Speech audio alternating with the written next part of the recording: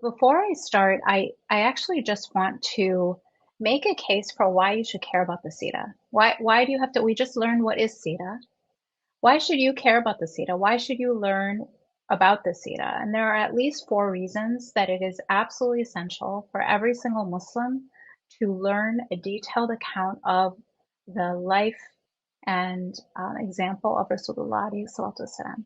The first reason is because you cannot understand the Quran without understanding the seerah. Okay, the Quran was revealed into a human experience. There are contexts for how and when and why the surahs were revealed. And if we don't understand the context, we're not going to understand the Book of Allah. So if you want to understand the Quran, you have to know the seerah. That's number one. Number two is to love Rasulullah alayhi salatu wasalam. This is a condition of faith. We have, this is not something, it's not a nice to have. This is a condition of faith to love Rasulullah. You cannot love someone you don't know. And you are missing out not knowing the greatest creation, the best creation that has ever existed, Rasulullah alayhi salatu wasalam. So loving Rasulullah requires knowing him, and that's the second reason we have to learn the seerah. The third reason is for the invaluable lessons that we can extract from learning the seerah that we can reapply to our lives today and to difficult situations we are all facing in our families, in our personal lives, and even collectively as a community and as an ummah. There are so many lessons to extract, and that's what really this whole the beauty of Celebrate Mercy is. It brings the seerah to life. And then the fourth reason is it gives us all a shared history. So to create a shared sense of belonging and a shared sense of identity, a people needs a shared history. That's why in every single country in the world, kids learn their country's history. Why do you learn the history? It's not so we don't repeat it. That's actually not why. Usually we glorify the history of a country and we think we should repeat it.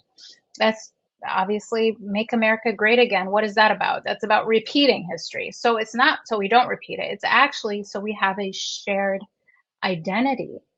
And we are the most diverse community in America as a community, if you are an American Muslim, but we're the most diverse, faith community, period, globally. What do we have in common? If we don't have shared national histories, but we do have a shared history in the seerah. These are our spiritual ancestors. And when we can refer back to this common reference, we can create a common identity and a cohesive, united spiritual whole. Without that, we don't have enough binding us together. So when you want to take away someone's identity, when you want them to forget who they are, you take away their history. So not learning the seerah is the taking away of our own history. So those are four reasons that we need to learn the seerah. So I hope that that motivates you to stay tuned and understand who Rasulullah was. The second thing I want to I want to set sort of out before I jump into the birth of Rasulullah alayhi salatu wasalam, is the broader context of the region, because we're going to start to talk about traveling to different parts of the region and what was going on.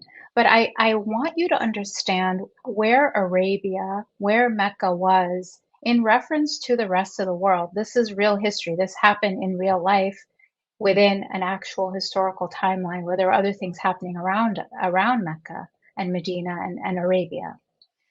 Mecca and Medina and the Arabian Peninsula was quite, bluntly, the backwaters of the world. Nobody cared or paid attention to it. The two superpowers were Persia and Rome, the Roman Empire and the Persian Empire. And they ruled the entire Middle East and parts of Europe.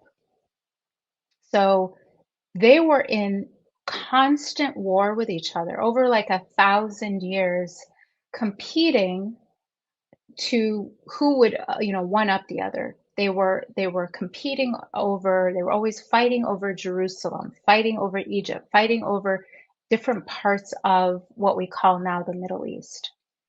They never really cared to even fight over the Arabian Peninsula. It was not seen as valuable. The people there were not seen as having built anything of significance, anything of value. They were not seen as civilized by these sophisticated superpowers. They were the last, they were not even on their radar to fight over. Okay, they were just a bunch of warring Arabian tribes who had not really shown anything, built anything. They weren't a place like Jerusalem. It wasn't like a place like Egypt that had this, or Persia, with this like grand civilization. Why is that important? Why am I emphasizing this? Because this backwater of the world rose up within one generation to not only conquer Rome or Persia and win wars against the Byzantine, but to rule the entire region that these superpowers used to rule essentially the known world. How, and the only factor, I mean, this is so important, was the birth of this man, Rasulullah alayhi salatu wasalam. That was the only thing that changed. To take this group of people from absolutely contributing, on the world stage, very, very little, to ruling the same people and the same regions that these superpowers weren't, didn't even see them as valuable enough to go conquer or to even think about. So the significance of Rasulullah والسلام, and the message he brought historically, just from even a completely secular point of view, cannot be overstated. This is a miracle by any standard of measurement.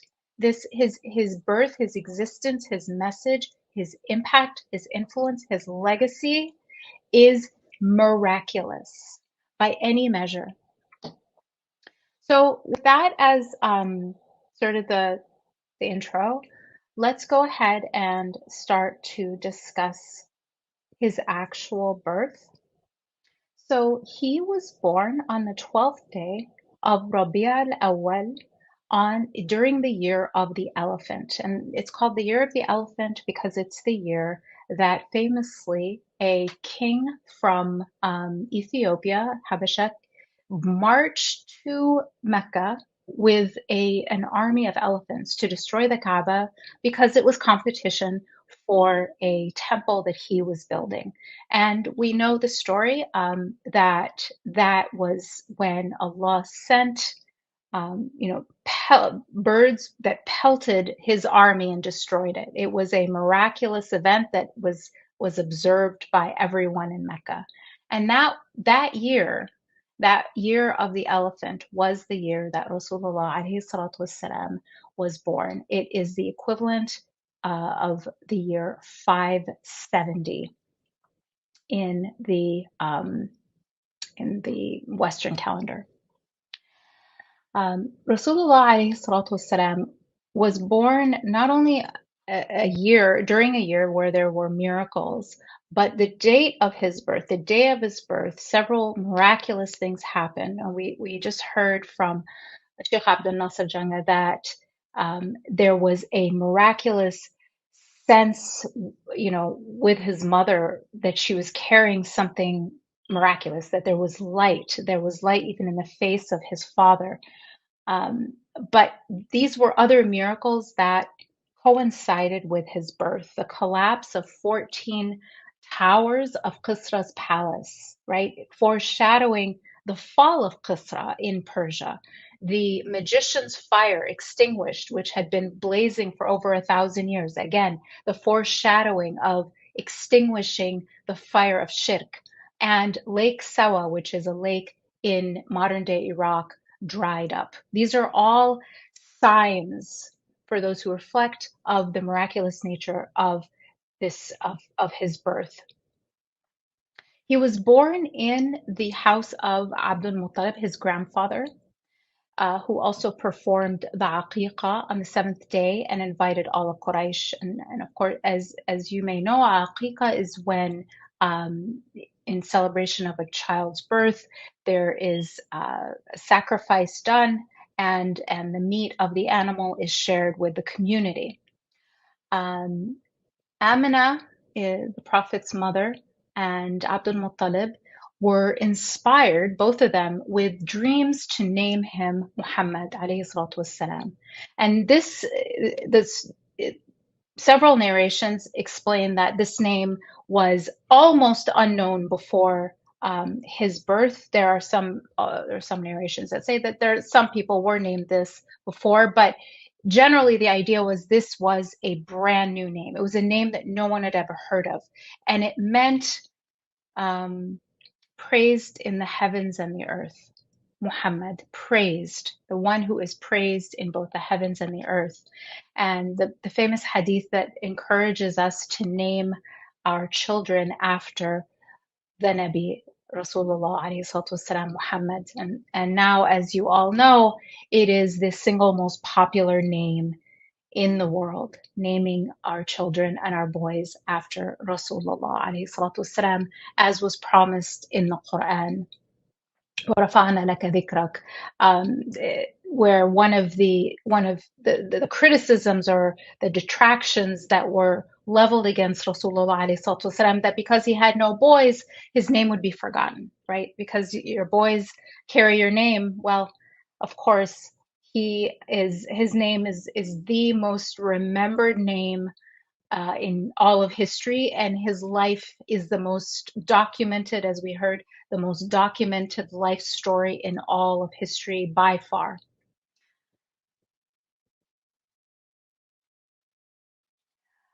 Um, so the custom of the Arabs was to send children into the desert away from the city to be nursed for at least a full 2 years. And there were different reasons for that. One is they wanted them to learn pure Arabic, and Mecca was a metro, an urban metropolis. There were people from all over that would come for as merchants and for commerce. And so the Arabic was not this pure Arabic, this pure Arabian dialect. And so they wanted children to learn this proper Arabic outside of the city. It was also that outside of the city, the air was cleaner. They thought that it would be there would be less, contamination, less less disease even from different people coming in and out of the city. Now, Rasulullah alayhi salatu wasalam's father passed away before he was born. And so he was born into this world where he was already an orphan. He was born an orphan.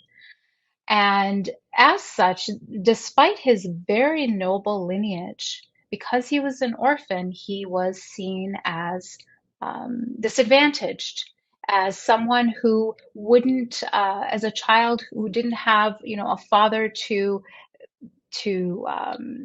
kind of take care of or pay properly the wet nurse and so forth. And so it was hard for Amina radiallahu anha to find somebody to take her son. And so finally she found Halima Sa'diya, who herself was also rejected by other families as a wet nurse because she looked so sickly, so malnourished. Her own child was so malnourished. Her even the animal that she was riding on looked like it had no milk. They were very poor, and so these two families met, both of them being um, shunned or rejected by everyone else, and found each other. And then, of course, the barakah of Rasulullah alayhi salatu wasalam immediately changed the reality of Halima's situation.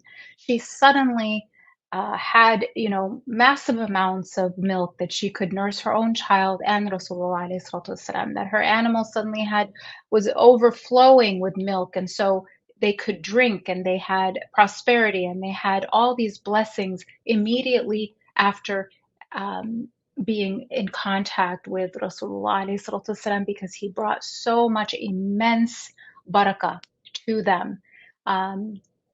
During this time when he was in the desert, angels came, and this is the splitting of his chest, and this is, in Sahih narrations, where his chest was split, and the black spot that we all have in our hearts, that nafsani black spot in our hearts, this spot was extracted, was excised, was taken out of Rasulullah alayhi heart, and his heart was washed with Zamzam, and his chest was brought back together. So this miraculous like heart surgery occurred when he was very young. He was then returned to his mother when he was 4 years old. So think about this. It's almost hard for us to imagine that a wet nurse would take your child for his toddler years, and his mother finally got him back, and only had 2 more years with him. He was a child that had faced so much tragedy, and so his heart was so softened by the tragedy that he felt. And at the same time, he was showered with love by those who did take care of him. But his mother took care of him until he was 6, and then she also passed away when she was traveling back from Yathrib. And then Rasulullah alayhi salatu wasalam, after that, was taken in by his grandfather, Abdul Muttalib, who, as we heard, loved him, absolutely adored him. And he preferred him over his own children, alayhi salatu wasalam. And he would seat him in like a special mat in the Kaaba. He gave him all these special gestures because of his goodness, his beauty that just radiated out of him, that anyone could see and anyone could perceive. But then again, tragedy hit Rasulullah alayhi salatu wasalam, where after 2 years, when the Prophet alayhi salatu wasalam was only 8 years old, his grandfather passed away. And if you think about it, by 8 years old, who has he already lost? He's lost his father before he was even born. Then he lost his mother when he was 6. And now he's lost his grandfather, who was his father figure. And he's only 8 years old. And so take comfort in that the best of creation was tried so much, was put through so much hardship and tragedy. This is a man who buried every single one of his children except one. So if you are going through hardship in your life, understand that you are following, you are in good company. It's not a reflection of Allah's anger with you. It's not because don't let anyone tell you, or don't let yourself think that it's Allah is abandoning you, because the best of creation, the most beloved of Allah, had these tragedy after tragedy in his life. So under Abdul Muttalib's care, um, there was a severe drought, and Abu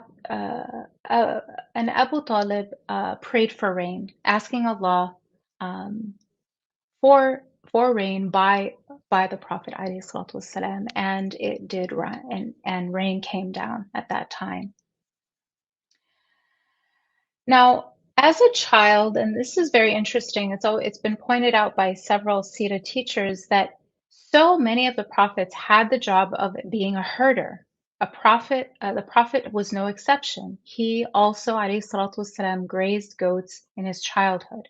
And this taught, prophets, and teaches many skills. And this is a beautiful hadith. Each of you is a shepherd, and each shall be accountable for his flock. So he had this experience of having to take care of, having to be a shepherd, having to herd animals, having to care for them, having to be by himself in the wilderness, a time of great reflection.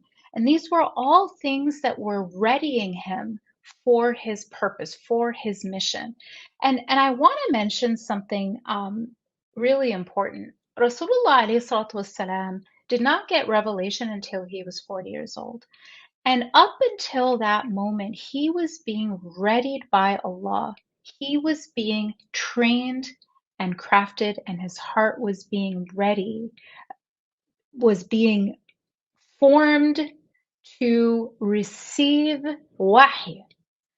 And all of these things went into that, including not despite of, but because of, and including these losses that he faced in his life, were part of the plan to ready his heart to be a mercy to all the worlds. These were not deviations from the plan. This was the plan. And so when your life takes these tragic turns, don't see them as my life has gone off track. No, this is the track. This is forming you and readying you and purifying you and preparing you for your purpose, just as it was the case for the best of creation, Rasulullah alayhi salatu wasalam. So this I want to spend a little bit of time on this because it's a very important incident that occurred during the childhood of Rasulullah alayhi salatu wasalam. When the Prophet alayhi salatu wasalam was 12, Abu Talib needed to go on a business trip. And, these were usually trips that did not include children. You don't take your kids, you don't take children on these very dangerous trips. Remember, his father died on a business trip, his mother died during travel, and even his grandfather. So these were very these were very arduous, unsafe kind of trips that you don't take children on. But Rasulullah alayhi salatu wasalam was so attached to his uncle. He was the the last he had already lost so many people, and he was so attached to him. He loved him so much, and he absolutely cried and cried and begged to come. And his uncle saw how much he felt it too. He didn't want to be separated from him, so he took him with him on this trip to Asham, or modern day Syria and Lebanon. And before they got there, they stopped in a place called Busra. And there in Busra, where it was a very familiar stop during these business trips that they would take to Hashem to buy goods and sell them in Mecca, which is how they made their living. They were merchants.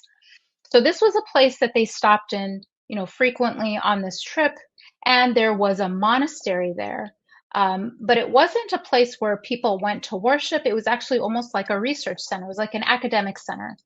And there was a monk that worked there. He was sort of the resident scholar of this monastery. And he was a very, very, um, academic, scholarly man. His entire life was to pore over ancient manuscripts. And he would, before him, there was someone there doing that, and he was trained, and he was going to train someone. So this was someone who was steeped in this knowledge of ancient religious manuscripts.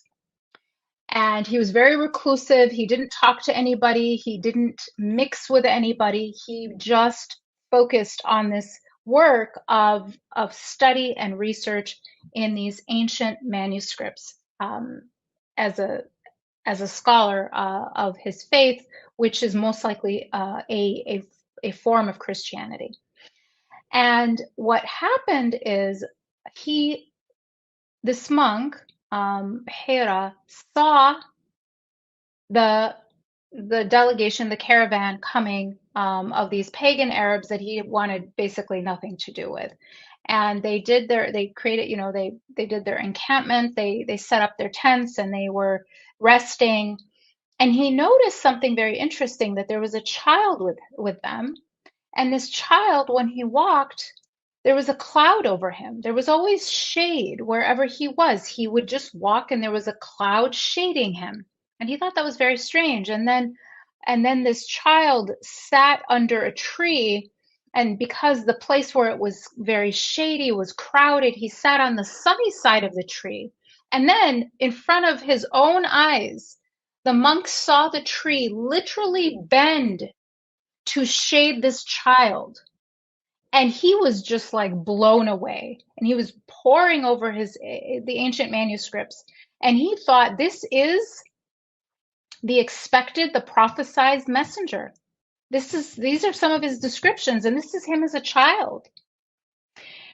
And so he did something completely unprecedented because he never talked to these pagans. He never even wanted to go outside. He didn't even mix with the townspeople who were there, who were other Christians, but especially these people, these, and from his point of view, backward pagan Arabs. He didn't want to deal with them at all. But he did something unprecedented because he went out. Not only did he talk to them, but he invited them all to come into the monastery for a feast. And he asked his murids, his disciples, to create this huge feast for all of these people. And it was all because he wanted to talk to and get closer to Rasulullah alayhi salatu wasalam, and understand who this person was. So what happened was they were so happy and excited when you're traveling and you're going to get a nice home cooked meal instead of whatever you're going to, able to make in your encampment. This was a great thing. So they asked this 12-year-old child that was already burdening them and coming with them on this trip, to everybody's annoyance, to just stay with the animals and the goods, and you don't have to have this dinner with us. The grown-ups are going to go eat a nice dinner, and you just stay here and watch over the animals and the goods, and we'll be back, when we're done. Rasulullah sallallahu, of course, had no objection. He sat and he was waiting. And then when they all went, the monk's like, wait a minute, there was a child with you. Where is he? And they were sort of confused, like, what are you talking about? What do you care about this child? And as he became more and more irate, one of them said, "Oh, no, don't worry.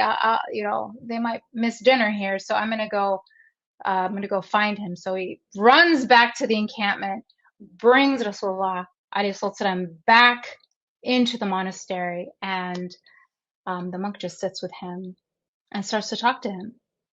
Asks some questions about his dreams, asks some questions about his habits, and even sees the mark of prophethood on his back. And he's more and more sure, he's more and more like certain that this is the promised messenger.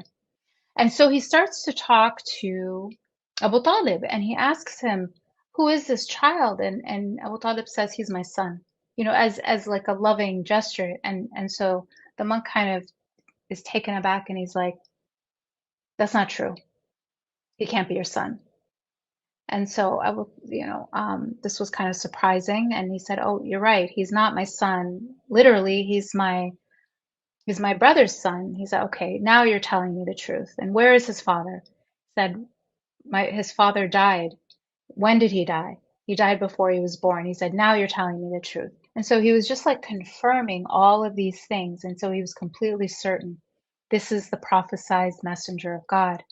And he told his uncle,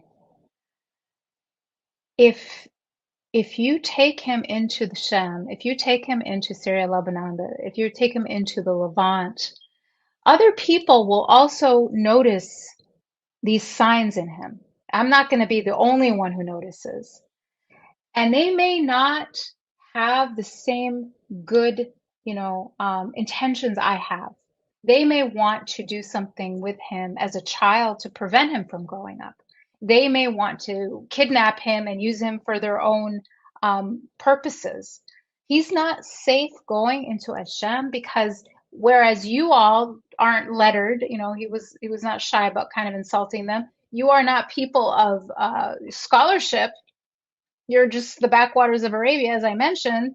But when you go into places like, Damascus and Jerusalem, no, they're going to know what's going on. These are very scholarly people, some of them.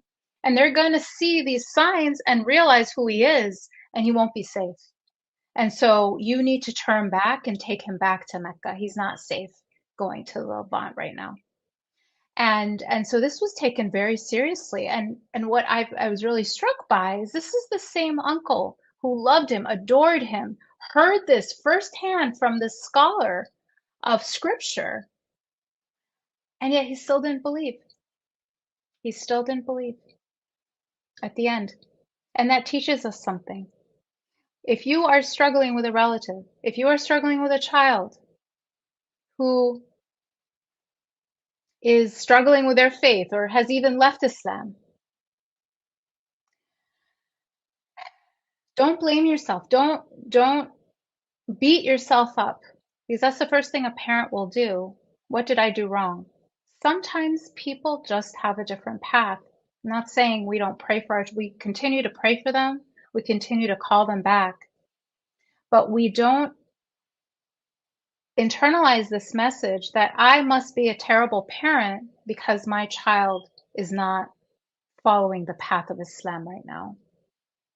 Because even Rasulullah والسلام, could not get his own father figure, his own uncle, to take the Shahada before he left the world. Despite all of these signs, he was the one that was told this from the very beginning as a child. He was primed for the idea that this is a messenger. And then Rasulullah والسلام, in fact, got the wahy. So it wasn't like it came out of nowhere. And yet he still could not get one of his most beloved people to him in his own family who raised him to declare, to bear witness to Allah's oneness. And go back to, and so to close off, I wanted to mention the importance of sending salawat. And so if you watched the World Cup, or if you watch the Olympics, one of the this has become like a famous, iconic thing is when Muslim athletes win something, they drop into sujood, and they do it in front of the whole world. The entire world now knows what a sujood is because of these gestures of piety that Muslim athletes have now become famous for. And sajdat al-shukr, the occasion of it being introduced into our tradition, is so beautiful because Rasulullah ﷺ suddenly fell into sajda as he was walking with the companions ﷺ, and they asked him, "What's going on? What are you doing?" He said, "This is sajda shukr. I'm giving thanks to Allah because I just found out that when you send salawat, one salah on me, Allah sends 10 on you. Because of that, I'm giving thanks." And so that is what you're getting. Salawat on the Nabi is for you. You are benefiting. When I say sallallahu alayhi wasallam, I'm sending one salah on Rasulullah and Allah is sending 10 on me.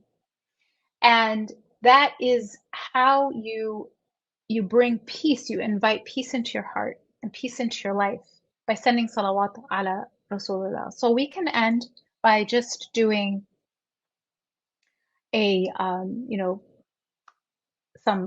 sending some salawat on Rasulullah. Sallallahu ala Muhammad.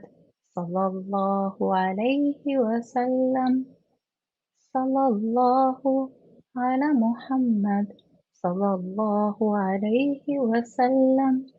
Sallallahu ala Muhammad. Sallallahu alayhi wa sallam. Sallallahu ala Muhammad. Sallallahu alayhi wa sallam. Sallallahu ala Muhammad. Sallallahu alayhi wa sallam.